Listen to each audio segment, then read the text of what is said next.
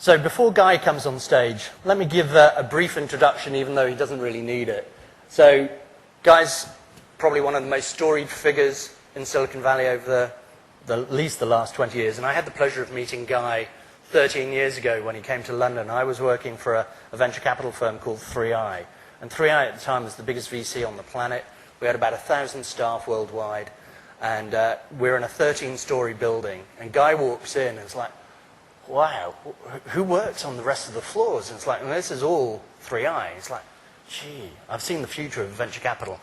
Now, 3i is not in the venture capital business anymore, so that was a defining moment for me as well.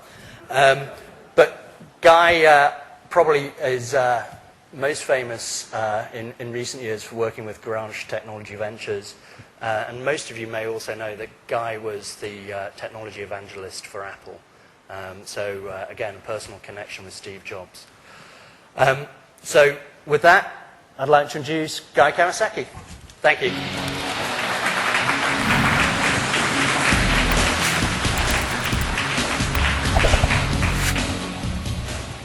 Good morning. Good morning. Although arguably it's not a good morning because the passing of Steve Jobs has definitely left a large hole in the universe. And I worked for him from 1983 to 1987, and then from 1995 to 1997, I worked for Apple again. And just as he came back towards the end of 1997, so we overlapped again. So arguably, I'm one of the few people in the world who've worked for Steve Jobs twice and survived. So I consider it an honor to have worked for him. He fundamentally changed my life. He changed the lives of many Apple employees. And he also changed the lives, I think, of many, many people in the computer business, in the phone business, in the tablet business, in many places, in the music business. So if you look at your agenda, I'm supposed to give a speech today about how to enchant people, how to be an enchanting person, to change people's hearts, minds, and actions. But because of Steve's death yesterday, this morning I wrote a completely new speech. And so you're not going to see what's on the agenda. I have a speech that's sort of dedicated to what I learned from Steve Jobs, and I think the lessons of Steve Jobs that you can apply to your startups. Because fundamentally, Steve was, arguably the world's greatest CEO, the world's greatest entrepreneur.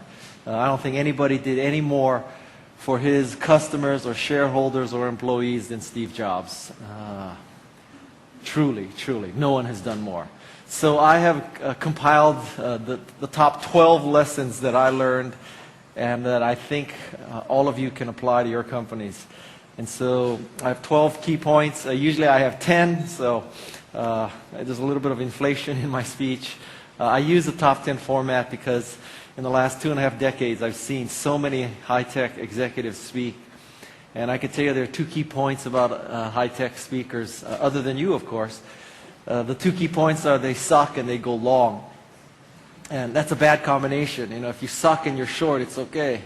And if you're good and you go long, it's okay. But if you suck and go long, it's like being stupid and arrogant. It's a bad combination. So these are my lessons that I learned from Steve Jobs. And I think that you can apply as entrepreneurs. So lesson number 1. Experts are clueless. If you start listening to these so-called experts, the A-listers, the journalists, the analysts, they cannot help you as entrepreneurs. They're going to tell you to do better sameness, to do what everybody else thinks is right.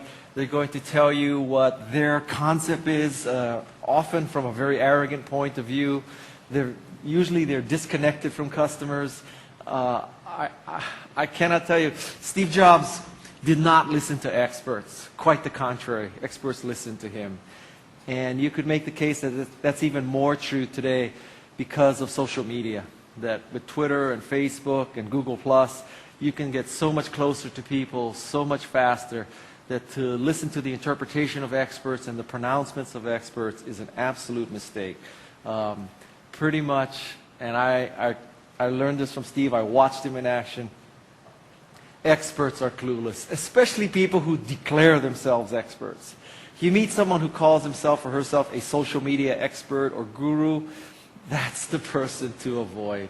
Okay, as an entrepreneur, you're going to have to figure stuff out by yourself. Don't rely on others. So that's first thing. Second thing, pretty much customers cannot tell you what they need. If we had asked customers in 1983 what they needed, they would have said, I need a bigger, faster, cheaper Apple II.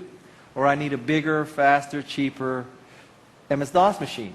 No one would have said, give us a cute little graphics toy that was slow, that had no software, thanks to me, that couldn't use any of the industry standards, which had a little mouse instead of cursor keys, that had a graphical user interface with a trash can in the lower right-hand corner. No one could have described that.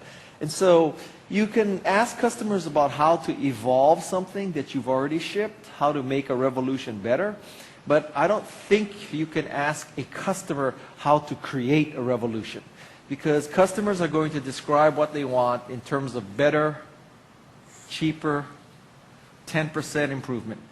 If you truly want to change the world, if you truly want to be a great entrepreneur, you cannot listen to customers, honestly. I mean, you know, the day that you hear that Apple's using focus groups to decide on its future products, that's the day to short Apple stock. I'll tell you right now. Customers cannot tell you what they need.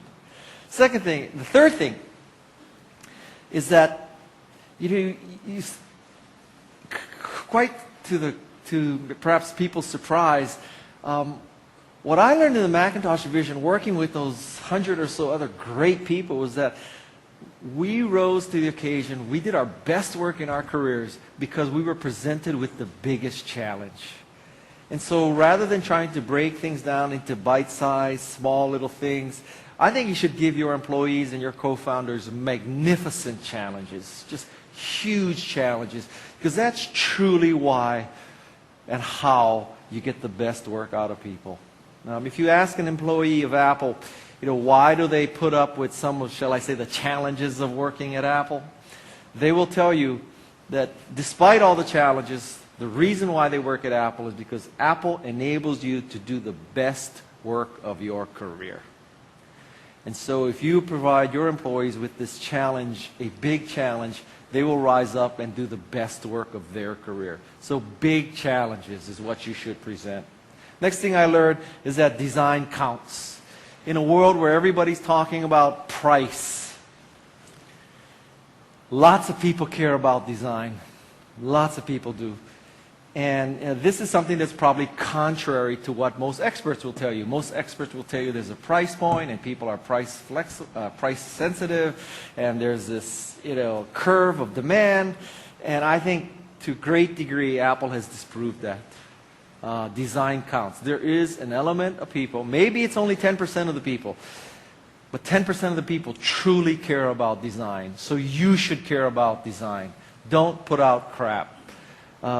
I have tried to enchant people with great stuff, and I have tried to enchant people with crap. And let me tell you, it is a lot easier to enchant people with great stuff than crap. So,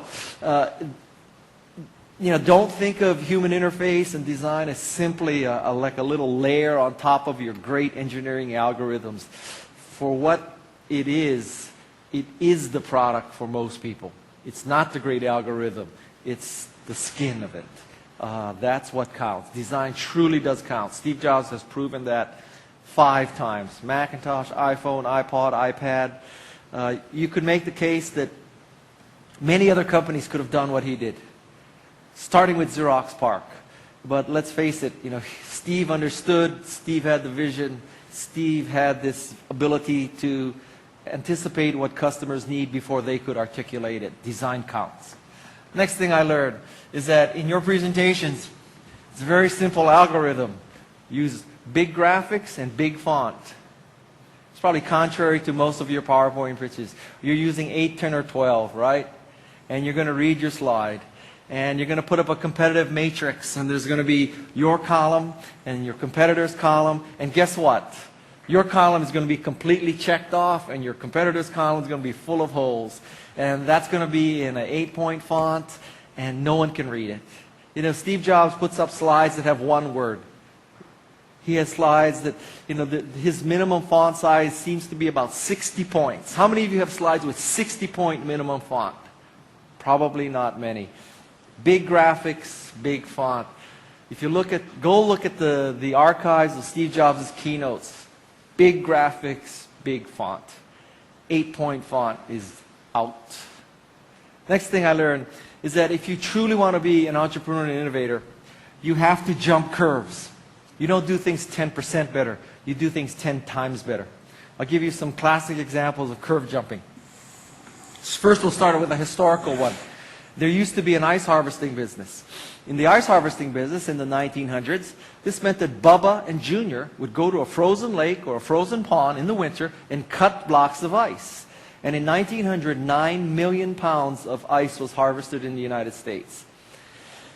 33 years later was the beginning of the ice factory curve.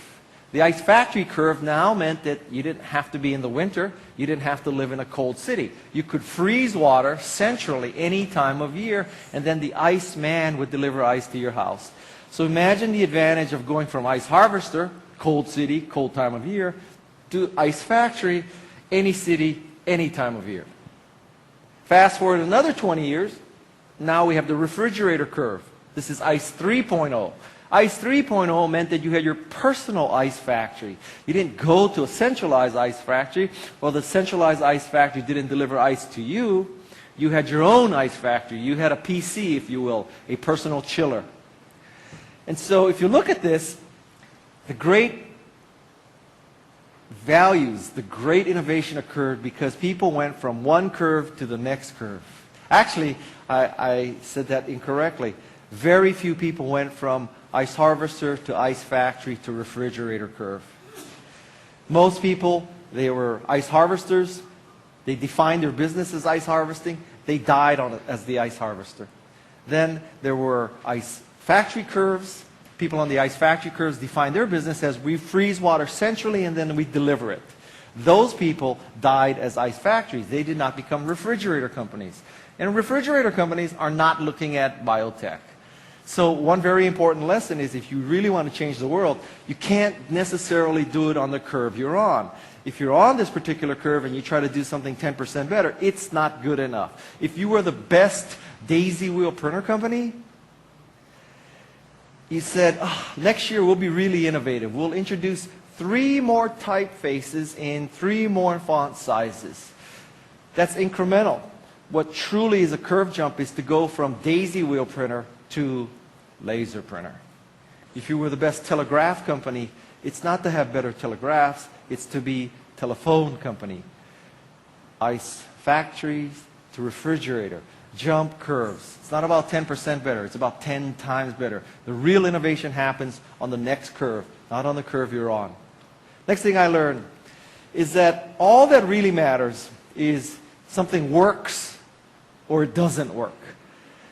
In other words, don't worship religions and fads. At one point, Apple believed that a closed system would work. At one point, it believed an open system would work. Apple was never sort of stuck on whether we follow the open model or the closed model. All that mattered to Apple and Steve was it either worked or it didn't work, not that it was open or not open. A very good example with the iPhone. Many people don't remember this, but when the iPhone first came out, third-party apps were not permitted. The Apple story for a third-party app on the iPhone initially was Safari plugin. That was the answer. And the whole pitch was, with a phone, unlike a computer, which didn't make any sense to me at the time, with a phone, unlike a computer, a phone is a very complex thing. Lots of messages coming in, phone calls coming in on this constant data network. You don't really want to screw around with a phone and let third-party apps interfere with the quality of your phone experience. So we're locking out third-party apps. If you want to do anything as a third-party developer, it has to be through our browser as a Safari plugin. Okay? That was story number 1 with the iPhone. 6 months go by. Open up the iPhone, and they declare victory again.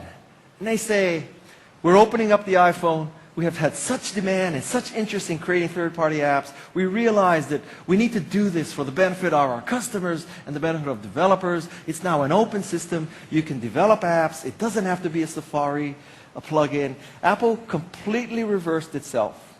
Where it's stuck on the religion of closedness, it would have stuck to closedness. Where it's stuck on the religion of openness, it would have, well, arguably it would have started with openness. The point here is that what Apple and Steve Jobs has proven is that what really matters is not whether it's open or closed, no matter what sort of industry jargon is being used. What truly matters is it works or it doesn't work. You know, is the iOS App Store an open or closed system? Well, you could make the case that it's an open system because anybody can write an app. You could make the case that it's a closed system because unless somebody at Apple approves your app, it's not going to go into the store. And if it doesn't go into the store, unless you have a jailbroken iPhone, you can't install it. Again, work or doesn't work is all that truly matters. Next thing is, for a long, long time, people used to beat Steve up and Apple about price. Macintosh was too expensive. iPhone is too expensive. iPad is too expensive. You know, you can get a cheaper iPad from BlackBerry. You can get a cheaper iPad from HTC. You can get a cheaper iPad from HP, depending on whether HP has discontinued it or not that day.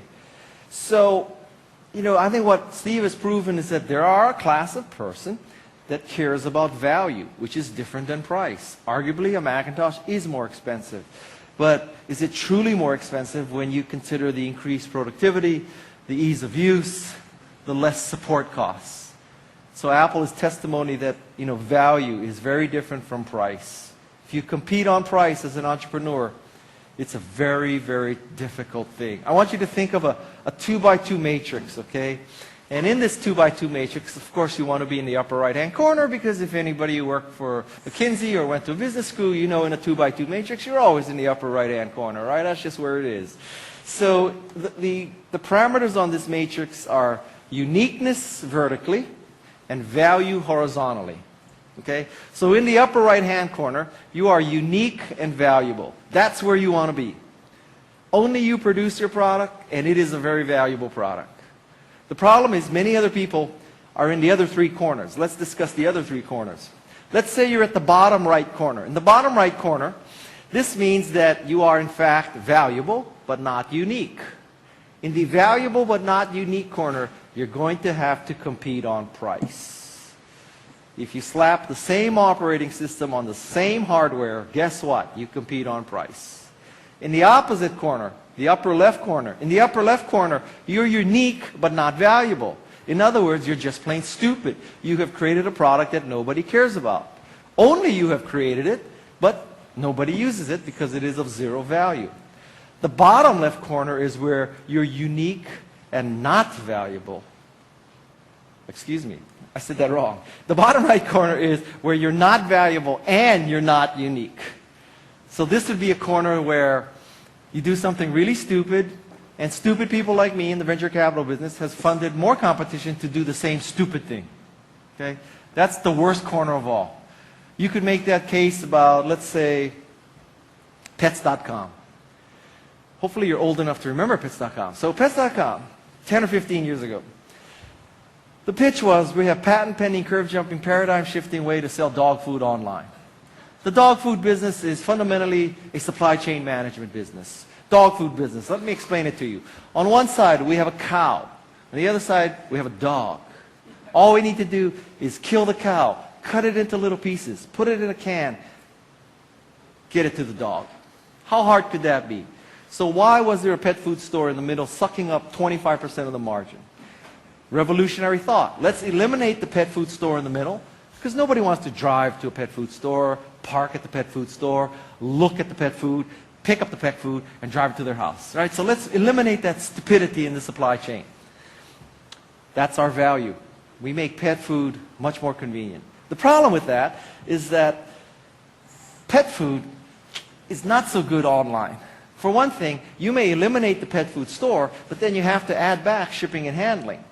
And then it's kind of inconvenient to buy pet food online because you have to be at home when UPS drops off the dead cows in the cans. So it's no more cheaper, and it's a pain in the ass because you have to be at home when the dead cows in the cans come to your house. So it's not that valuable. And then there was pets.com, and so since there was pets.com, the venture capitalists figured, well, we need our own pets.com. So that's why there was iPets.com, ePets.com, lastminutepets.com, discountpets.com. There's 16 ways to spend as much money for dog food online as at the pet food store and have the added inconvenience of having to be home when the pet food came to your house. That's the .com corner. Not unique, not valuable. So the corner you want to be in is the upper right-hand corner. If you're an engineer, you have to create a unique product or service. If you're a marketer, you have to convince the world that it is unique and valuable. It's that simple. I'll give you some examples of products that are in that corner for me. I love to go to movies. I have 4 kids. We love to take our kids to the movies. One thing you'll learn taking kids to the movies, it is a pain in the ass to get 4 kids to the movies. So you really want to know before you go that you have tickets. We live in Atherton. We go to Redwood City 20. Redwood City 20, you can buy tickets at home using Fandango. That's the only service that theater supports.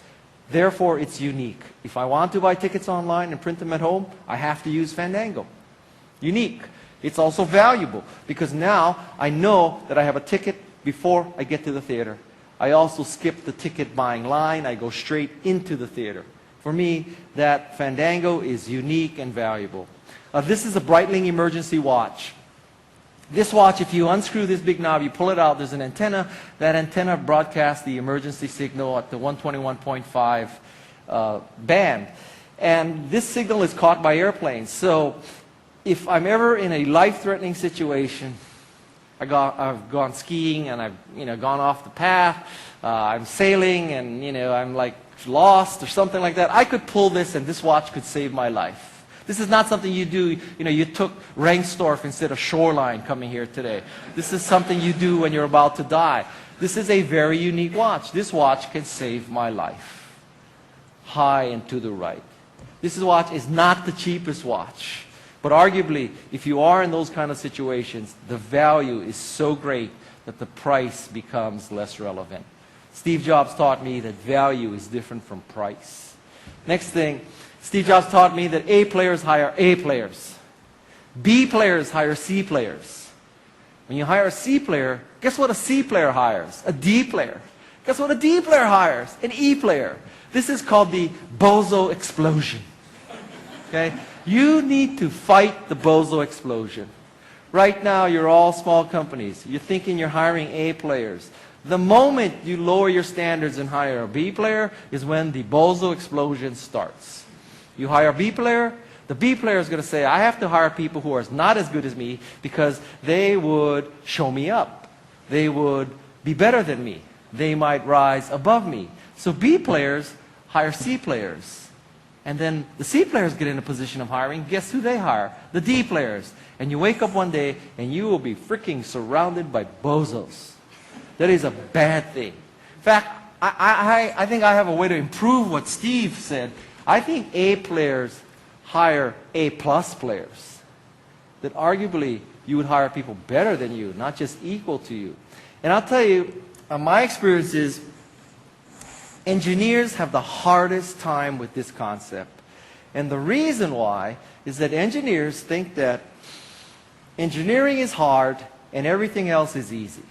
Right? So typically when you meet an engineer, the engineer says, engineering is really hard, programming is really hard, design is really hard, but finance is easy. If I wanted to, I could be the CFO.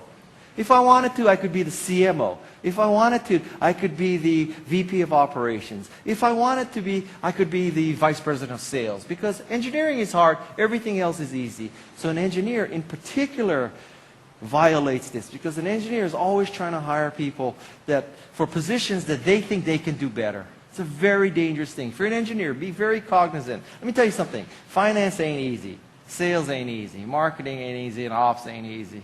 Engineering ain't easy either. But, don't denigrate the other positions. Hire people who are better than you. If you are the CEO, you should say with great pride that I have someone in charge of sales who's better at sales than I am. And if you are the CEO, you should hire someone who you could say, I hired a VP of marketing, and this VP of marketing is much better than I am at marketing. That should be a source of pride for you. Next thing is, real CEOs can demo. Seriously, real CEOs can demo. It's not bullshit MBAs, that you brought them in because of their credentials. Real CEOs can demo. They can actually use the product. And I've sat in many, many pitches where CEOs come in and they say, well, now I'm going to let my VP of engineering demo the product. Like, why? Can't you demo it? Don't you know how to do it? If you really want to be a great CEO, you have to demo your own product. You can't demo your own product, quit. Something's wrong with you. Real CEOs do demos. Steve Jobs proved that. Nobody could do a demo better than Steve Jobs. It's going to be one of Tim Cook's biggest challenges. Real CEOs can demo. Next thing. Real entrepreneurs ship, not slip. They ship. My theory is taken off from Bobby McFerrin. Bobby McFerrin had a great song, Don't Worry, Be Happy. Real entrepreneurs, don't worry, be crappy. Which is when you have jumped curves, when you've gone from ice harvesting to ice factory to refrigerator company, when you've gone from daisy wheel printer to laser printer, the first version of the laser printer can have elements of crappiness to it. Right? The first laser printer from Apple was $7,000. Slow Apple Talk network, single-sided, no envelopes, 8.5 by 11 only. Right? Piece of crap. But it was a revolutionary piece of crap. If we had waited for the perfect world of double-sided, envelope feeding, multiple, megabytes of RAM, faster network, we would have never shipped.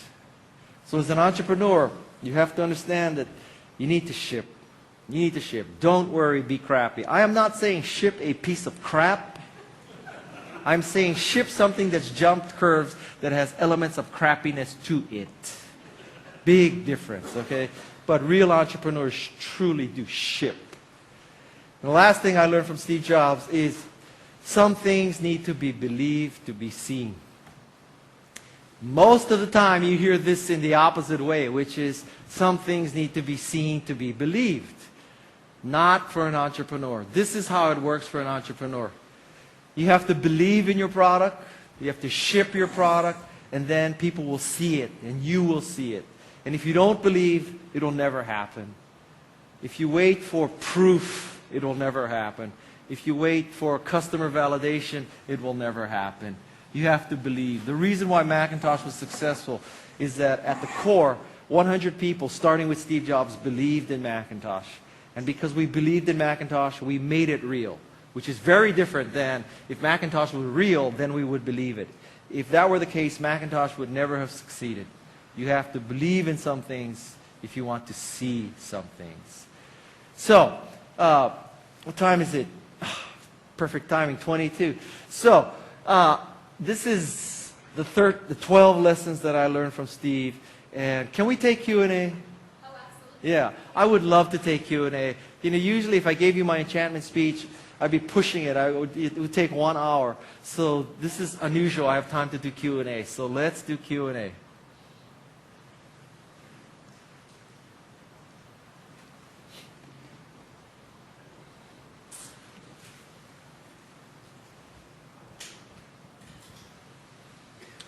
First of all, thanks for sharing your lessons and your insights. Thank you.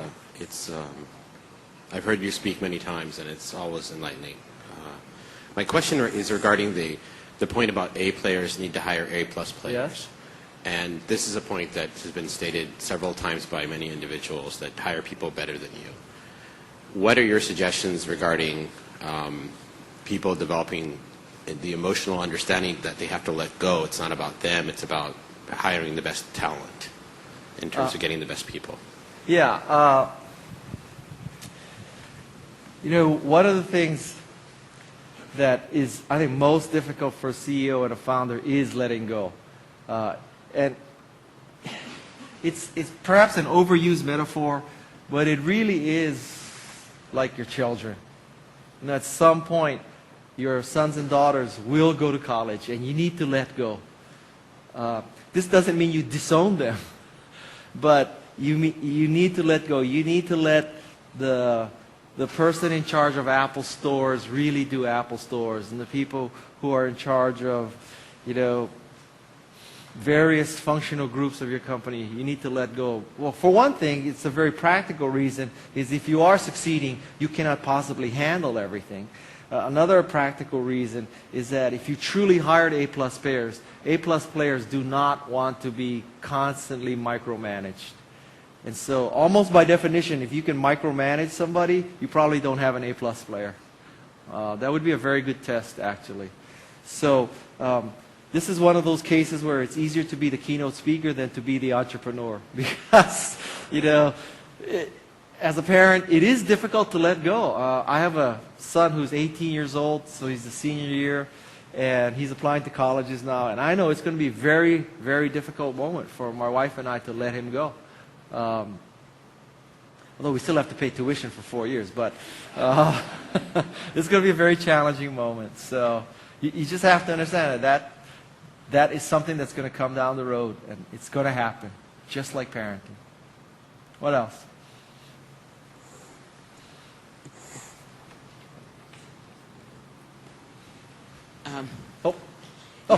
Sorry. Just a little bit more on the same point. It looks like you left a puzzle in your ABC analysis. So who hires B players? A guys hire A plus. Yeah, that's a good question. I don't know. Yeah, by definition, who would hire? I know who hires B players. Boards of directors. Really. Which is code word for VCs. What else? Yes. Go ahead. I love the concept of jumping curves, and I also like the fact that when you go into talks to somebody about capitalization and you emphasize the uniqueness and value, they go, well, how many of these have been sold in the market thus far to justify your financial pro forma? Yeah. How do you respond to that when you're really trying to set a new tone, come out with a new product? When you encounter that kind of response, I would say one of two conditions exist. One is it's a clueless venture capitalist, or that person is essentially telling you no. So basically, when you deal with venture capitalists, there's only one response that is yes. And the one response is, let's start due diligence. That's a yes. Everything else is no. If they say, when you get a customer, come back to me, that's a no. If they say, when you get a co-investor, come back to me, that's a no. Everything is a no, except we want to start due diligence. That's a yes. So now you might ask, well, why do venture capitalists not say no? Arguably, it's harder to get a venture capitalist to give you a direct no than it is to get a direct yes.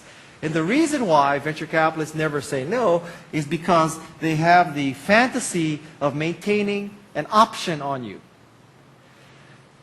This way, the way it works is, if I say, come back to me when you have when you've proven the dogs are eating the food, or come back to me when Kleiner Perkins or Sequoia has taken a lead, I'd be happy to co-invest along Kleiner or Sequoia. Well, duh, who wouldn't want to invest along Kleiner or Sequoia, right? Any idiot would do that. So, I mean, that's kind of the problem, that they cannot say no. They don't want to say no because they don't want in their minds to close down the option. If they say no and you become the next Google, they look like an idiot. So what they have to do is they would tell the founders of Google, if they knew that it was going to be Google, they would tell the founders of Google, well, come back to me when you have a business model for your new search engine. Right? So this way, if they miss Google, they can say to themselves, I didn't miss Google. I told those bozos, Larry and Sergey, to come back to me. They didn't come back to me. It's their fault. So now when I go meet with CalPERS, I'm not going to tell CalPERS I missed Google. I'm going to say, I saw Google. I knew Google was going to be successful. They didn't come back to me. It's their fault, not my fault. I still need $20 million from CalPERS. That's what happens. That's what happens. So if you want to hear a yes, so can I give you some tips about pitching? Okay. So tip number one about pitching is, I'll give you a metaphor. Think of pitching like online dating. Okay? There's two kinds of online dating theories. One is eHarmony. You fill out questionnaires. Do you like long walks on the beach? Do you like white wine or red wine? Do you like opera, classic, or rock?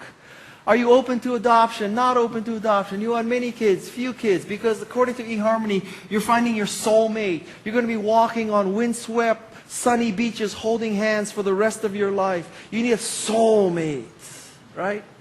The opposite end of eHarmony is hot or not. Look at this picture. Is she hot or not? Okay? Guess which one venture capital is? It ain't eHarmony. It's hot or not. In 30 seconds, they're going to decide, are you hot or not? It's that simple. And so, what happens in that 30 seconds? Most people stumble and fumble in 30 seconds. What venture capitalists want to hear in the first 30 seconds is not who the hell you are. Because the odds are, you don't have a proven track record. Because if you had a proven track record, frankly, you wouldn't be raising money. So what you need to do is, in the first 30 seconds, explain what the hell you do. Really. Because until you explain what the hell you do, it doesn't matter who you are. I have sat in pitches where the first 30 minutes are talking about, you know, my relatives came over on the Mayflower. They settled in Connecticut. They had the first butcher shop in Connecticut. They did extremely well. So my great-grandfather, you know, he went to Connecticut College, and my grandfather went to Yale. Then I went to Dartmouth. And I majored in Oriental art history, but I always wanted to be in technology. So I started taking .NET classes on the side, and I studied all Microsoft, and I'm really proficient in PowerPoint and Excel, and I've always admired what your firm does. And I'm sitting there thinking, what the hell do you do? And then they say, well, according to Forrester and Jupiter, you know, this is a market of $100 billion. And how hard could it be to conservatively get 1% of this? And I'm still wondering, what do you do? Is it hardware? Is it software? What do you do? What market are you in? In the first 30 seconds, you need to explain what the hell you do. Really. Because until you explain what the hell you do, it doesn't matter who you are. Really. Because very few people have this kind of background that would just say, oh my God, I have to invest. I'll give you some examples. So, let's say you say, I was the first VP of engineering of Akamai. So I truly understand how to scale something. That would be a competitive advantage. Or I was the VP of engineering of Google. That would be proven engineering. Of course, arguably, if you were the VP of engineering of Google or Akamai, why would you be trying to raise $1 million? Because you're worth $1 billion. Something's wrong with this picture, right? So that's the kind of thing. So, you want to talk about if you feel, okay. Many people believe that venture capitalists are looking for proven teams. If you had, maybe later you're going to have a panel of venture capitalists, are you? Okay. So watch what's going to happen. If the moderator is smart, the moderator is going to say, what do you look for in a team you'd like to invest? And you know what every venture capitalist is going to say? Proven team. Proven team. We invest in people. We invest in people. We want proven people. So all you're going to write that down. They invest in proven people. So you think, oh, I go to the pitch, I have to prove. So that's why you start your pitch. Yeah, we took a lot of .NET classes. I have rock star programmers. I have never met a CEO who did not hire rock star programmers. How come there's so much shitty software out there? I don't know. Everybody hires rock star programmers. Okay, so you know what? The reason why venture capitalists publicly say we're looking for a proven team is because they're afraid that in the audience is someone who represents CalSTRS or CalPERS or one of the big LPs, right? And so you don't want the CalPERS person to hear the truth. The truth is you're looking for unproven teams with unproven products in unproven markets, because I just described Apple and Google and Yahoo and Cisco. That's what they were. Unproven teams, unproven markets, unproven technology. Besides that, perfect. Absolutely perfect. So as a venture capitalist, you can't sit on the stage and say, well, we're looking for unproven teams, unproven people, unproven markets, because you're afraid that someone in CalPERS is going to write down, that fund is looking for unproven people. We can't put our money in there. So you say, we're looking for proven people. So now you write down they're looking for proven people, so now you believe you have to prove you're a proven person to get an investment. You're meeting with the wrong VC.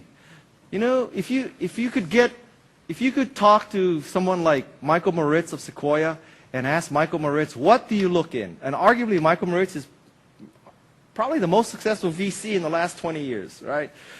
Michael Moritz will tell you, we're looking for 2 guys or 2 gals in a garage or a dorm, engineering students who are trying to build the product that they themselves want to use. Because that describes Google and Apple and Yahoo and YouTube. That's what they want.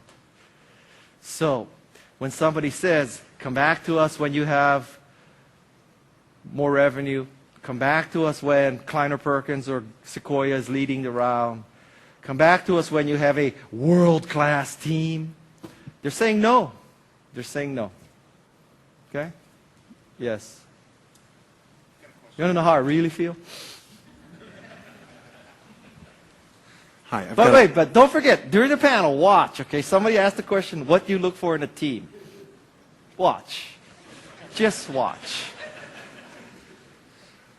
Going back to the 12 things you learned from Steve, customers cannot tell you what they need. What was the process of customer development like at Apple that, you know, not surveying people, asking them what they need, but was there a process observing, you know, what they were going to use? And the process was Steve Jobs said, do this. That was the process. You know, a focus group at Apple is defined as Steve's left hemisphere was connected to his right hemisphere. That was the 2 members of the focus group. His left brain and his right brain were connected by cortical structure. That's it. It was.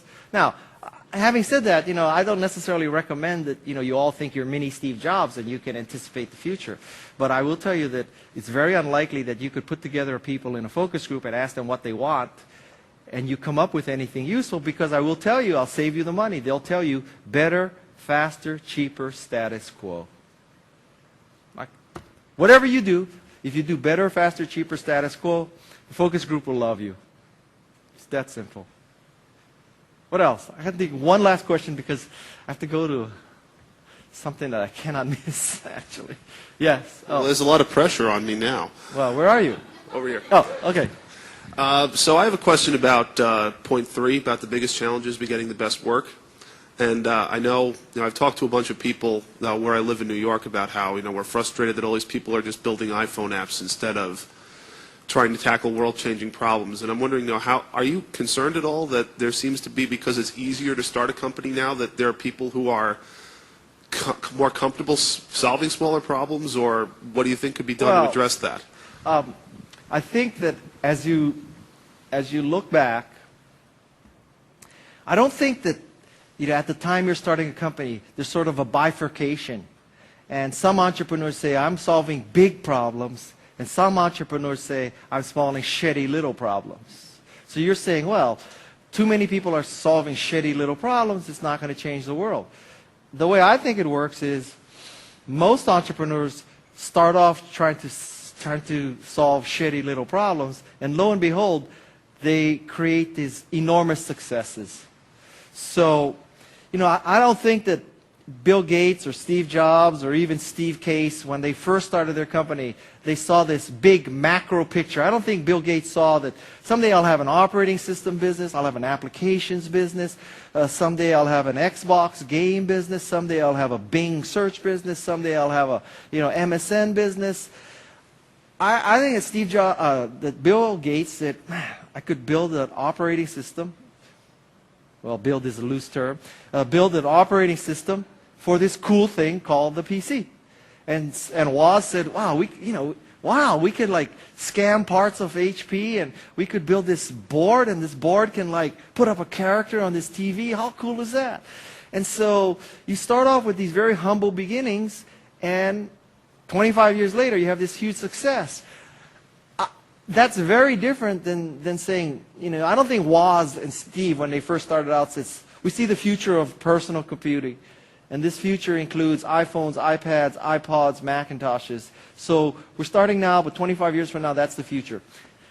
I think the most relevant question that engineers start a company with is not, what's the future as much as wouldn't it be cool if?